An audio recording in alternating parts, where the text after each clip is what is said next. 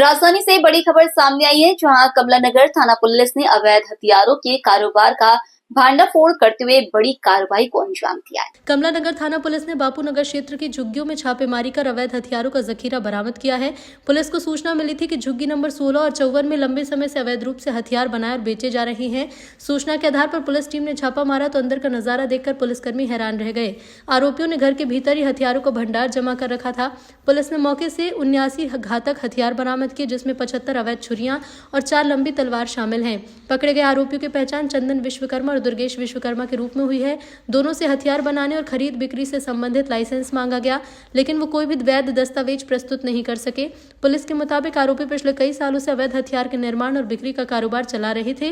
दोनों आरोपियों के खिलाफ आर्म्स एक्ट समेत अन्य धाराओं में मामला दर्ज कर हिरासत में लिया गया। जी, मैं यहाँ पिछले कुछ दिनों से सूचना प्राप्त हो रही थी कि बापू नगर क्षेत्र में कुछ जो लोग रहते हैं वो कुछ अवैध हथियार बना रहे हैं और बेच रहे हैं।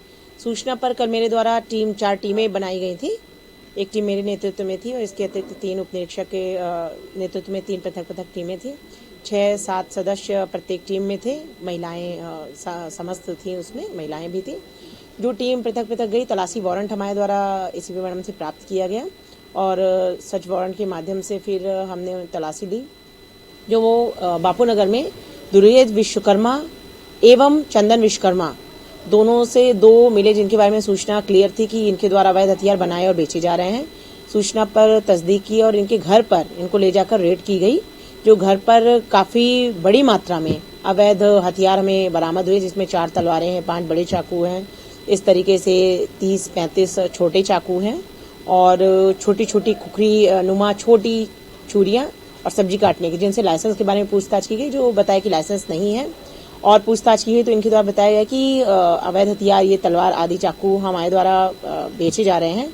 आपराधिक प्रकृति के लोग आकर ये लेते हैं हमसे और हम इनको बेचते हैं, इसलिए बनाए जा रहे थे।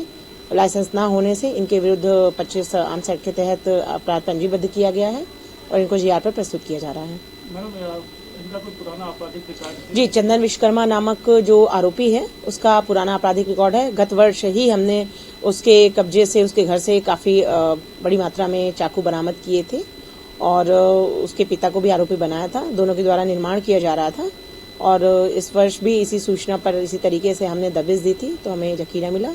तो चंदन विश्वकर्मा के विरुद्ध आपराधिक रिकॉर्ड है। दुर्गेश विश्वकर्मा के संबंध में अन्य थानों से भी जानकारी प्राप्त की जा रही है रिकॉर्ड के बारे में। मैंने ये बताया कि किन आपराधिक को हथियार बेचते थे या सिर्फ भोपाल में बेचते थे या भोपाल के बाहर भी हथियारों की सप्लाई किए करते थे? अभी तक तो इनके द्वारा बताया जा रहा है कि भोपाल में ही जो हैं आपराधिक किस्म के व्यक्ति, उनके द्वारा ही खरीदी की जा रही थी।